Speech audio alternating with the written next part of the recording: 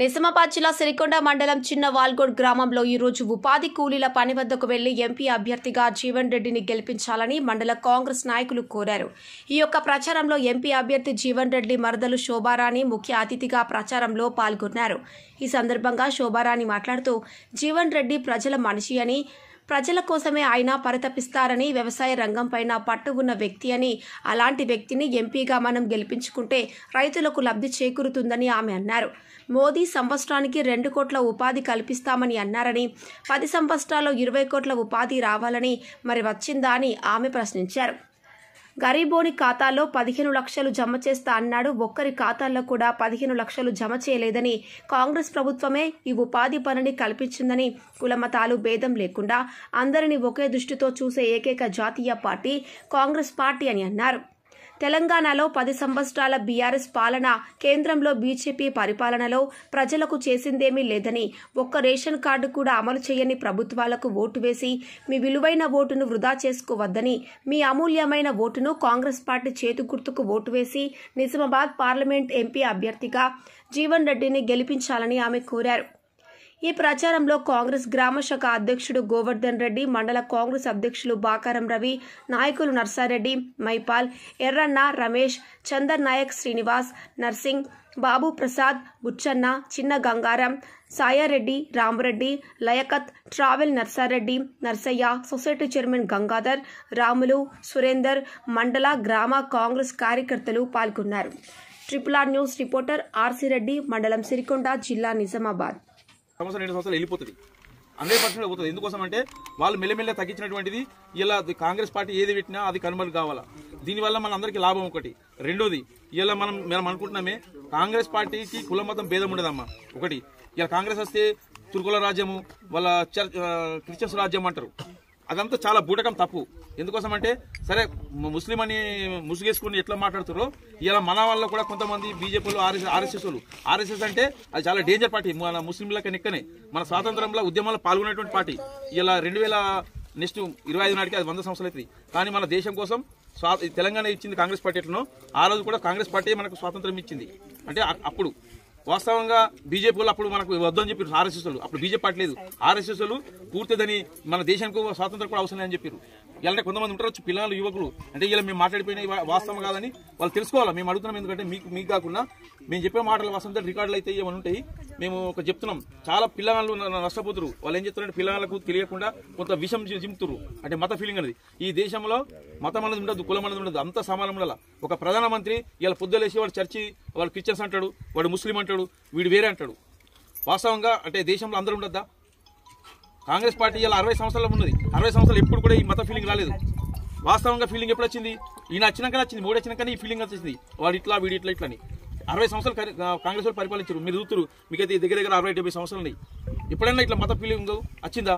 రాలేదు. దీనికి కారణం ఏంటంటే మన ఇదంతా మోడీ, అమిత్ షా రాజకీయ లబ్ధి కోసమే ఓట్ల పొందాడు, కానీ వేరే ఏం లేదు. ఓట్ల పొందడానికి రాజకీయం కోసమే ఈ మోడీ ఇస్తున్నటువంటి లక్షింతలు కావచ్చు, ఏమన్నా కావచ్చు. ఇదొకటి. ముఖ్యంగా కాంగ్రెస్ పార్టీ సోనియా గాంధీ, రాహుల్ గాంధీ ఏం చెప్పారంటే నెక్స్ట్ ఇలా మన కాంగ్రెస్ గవర్నమెంట్ అధికారం వస్తే 100% మీ ఉపాధి హామీ 400లకు తగ్గకుండా చేస్తారు. ఇదంతా మీరు గ్రహించాలా. 100% కంపల్సరీ. కాంగ్రెస్ అంటే మాట ఇస్తే తప్పనటువంటి పార్టీ. తెలంగాణ ఇచ్చింది, కాంగ్రెస్ ఇచ్చింది, చెప్పింది. ఇలా మీకు కూడా 2 లక్షల రూపాయల రుణమాఫీ కూడా ఈ ఆగస్టు 15 నాటికల్లా 100% అవుతాయి. రాకుంటే మీరు చూడండి. మీరు చిన్న వాల్గోడ్ గ్రామం, నా పుట్టిన గ్రామం అమ్మ గొన్గోపులనే. నన్ను జీవన్ రెడ్డి గారి తమ్మునికి, కరుణాకర్ రెడ్డి రెండో తమ్మునికి ఇచ్చిండ్రు. నేను గొన్గోపుల నరసింహారెడ్డి అంటే పెద్ద మనుషులు అందరికీ తెలుసు. రాంగోపాల్ రెడ్డి అప్పుడు ఎక్స్ఎంపీ ఉండ్రి, వాళ్ళ మన్మరాజు. నేను మొన్నటి వరకు సర్పంచ్ ఉన్నా, జడ్పీటీసీ చేసిన, ఎంపీపీ చేసినాము. మా సార్ సర్పంచ్ చేసిండు, అన్ని చేసిండు. జీవన్ రెడ్డి గారు ఆయన ఎట్లుంటారో ప్రజా జీవితంలో ఎట్లుంటారో వారిని చూసి మేము తెలుసుకున్నాం. వారు ఎప్పుడు లేస్తే, పొద్దున లేస్తే 6 గంటల నుంచి కూర్చుంటే రాత్రి 10-11 అయినా జనాలకి వెళ్ళి బయటకు రారు. మీరు ఆయన ఇల్లు చూడుకోండి, ఆయన చరిత్ర తెలుసుకోండి. ప్రజల కొరకు ఎట్లా కష్టపడతాడు, గరీబోని కొరకు ఎంత టైం పెడతాడు, ఎవరెవరికి ఎట్లా ఉంటాడో మీరు తెలుసుకుంటే ఆయన గురించి. ఎందుకంటే ఇంకొక వాళ్ళకి ఓటు కూడా వేయరు ఉన్న చెప్తున్నా. ఇక ఇవాళ ఎట్లుందంటే ఎలక్షన్ వచ్చినప్పుడు వాతావరణంలో ఈడ ఓడగొట్టాలంటే 2000 పంచుతారు, 5000 పంచుతారు. ఉన్న చెప్తున్నా. పంచుతే అప్పుడు అనుకుంటారు ఇప్పుడు వచ్చిందే లెక్క కావచ్చు అనుకుంటారు. కానీ అది కాదు. పనిచేసే నాయకులు ఎప్పుడైనా మీరు చూడండి, ఆ రోజు కాంగ్రెస్ పార్టీ అధికారంలోకి వస్తే ఇంటింటికి రేషన్ కార్డు వచ్చిందా లేదా అమ్మా, వచ్చిందా లేదా? మరి ఇవాళ నేను సర్పంచ్ మొన్నటి వరకు నాది ఒక పెద్ద గ్రామం, 10,000 8,000 పాపులేషన్ ఉండే గ్రామం. ఒక రేషన్ కార్డు ఇప్పియాలంటే నేను ఇప్పియలేకపోయినా. అంటే నేను లేస్తే రోజు పొద్దున ఆఫీస్లోనే కూర్చుంటా, ఏ కలెక్టర్ దగ్గరికైనా నిమిషాల్లో పేపర్ పట్టుకొని పోయేంత కెపాసిటీ నాకు ఉంది. కానీ ఒక పని కాలే. అంటే దీన్ని పట్టుకొని ఎవరిది తప్పు అన్నట్టు? నాది తప్పు కాదు, అంటే గవర్నమెంట్ తప్పు. ఒక రేషన్ కార్డు కూడా ఇప్పియలే. ఒక పెన్షన్ అన్నారు, ఇప్పుడు నేను అన్నాడు మాకంటే పెద్దోళ్ళకు అట్లా చిన్నోళ్ళకే వస్తుంది, మాకు రాలే. వాస్తవంగా తప్పు కదా. నువ్వు 57 ఏళ్ళకి పెన్షన్ పెడతా అన్నప్పుడు 57 ఏళ్ళ కంటే ముందున్న వాళ్ళందరికి పెన్షన్ ఇవ్వన్నా ఇవ్వద్దా? 40 వచ్చినాయి, 30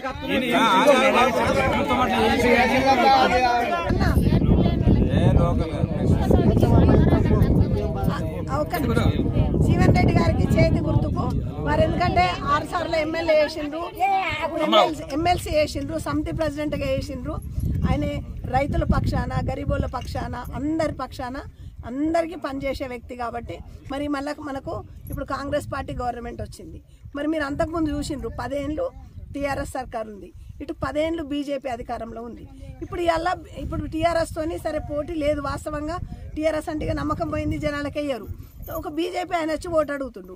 మరి బీజేపీ కూడా అధికారంలో 10 సంవత్సరాల నుంచి ఉంది.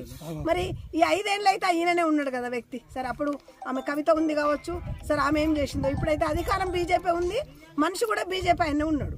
మరి ఉన్నప్పుడు ఎన్ని పనులు చేసిండు? మీ ఊర్లలోకి ఎన్నిసార్లు వచ్చిండు? మరి మీకు 15 లక్షల రూపాయల అకౌంట్లలో వేస్తామని చెప్పిండు మోడీ, అవ్వడ్డాయా? మరి మీకు ఎవరికన్నా ఇండ్లు వచ్చినాయా? మరి మీ పిల్లగాళ్ళకి ఎవరికన్నా నౌకర్లు వచ్చినాయా? సెంట్రల్ గవర్నమెంట్ నుంచి సంవత్సరంకు 2 కోట్ల నౌకర్లు ఇస్తా అన్నాడు. మరి 10 సంవత్సరాలే మోడీ 2 కోట్లు అంటే ఒక్కొక్క జిల్లాకు ఎన్ని రావాలా? ఇప్పుడు 20 కోట్ల 10 సంవత్సరాలు అంటే 20 కోట్ల నౌకర్లు రావాలి కదమ్మా. అట్లాంటప్పుడు మన జిల్లాకి ఎన్ని నౌకర్లు రావాలి, మన గ్రామంకి ఎన్ని రావాలి? మరి సంవత్సరంకు మనకు 2 లక్షల ఇండ్లు ఇస్తున్నామన్నాడు. మరి 2 లక్షల ఇండ్లు మోడీ ఇచ్చినాయి, మరి ఇటు కేసీఆర్ ఇచ్చినాయి. ఎక్కడ ఎన్ని కట్టిందో మరి మీరు చెప్పాలా? సంవత్సరం అంటే 10 ఏళ్ళు, 10 ఏళ్ళ వాళ్ళే 2 లక్షలు, వీళ్ళే 2 లక్షలు అంటే చూడండి మరి ఎక్కడ ఏమొచ్చినాయి, మరి ఎంతమందికి నౌకర్లు వచ్చినాయి, ఎంతమందికి ఏమొచ్చినాయి. ఈ కరువు పని ఇలా మీరు చేసే పని కూడా ఆనాడు సోనియా గాంధీ, మన్మోహన్ సింగ్ గారు కూర్చొని ప్రజలకి అందరికీ పని లేని దినాలలో పని ఉంచాలి అని చెప్పి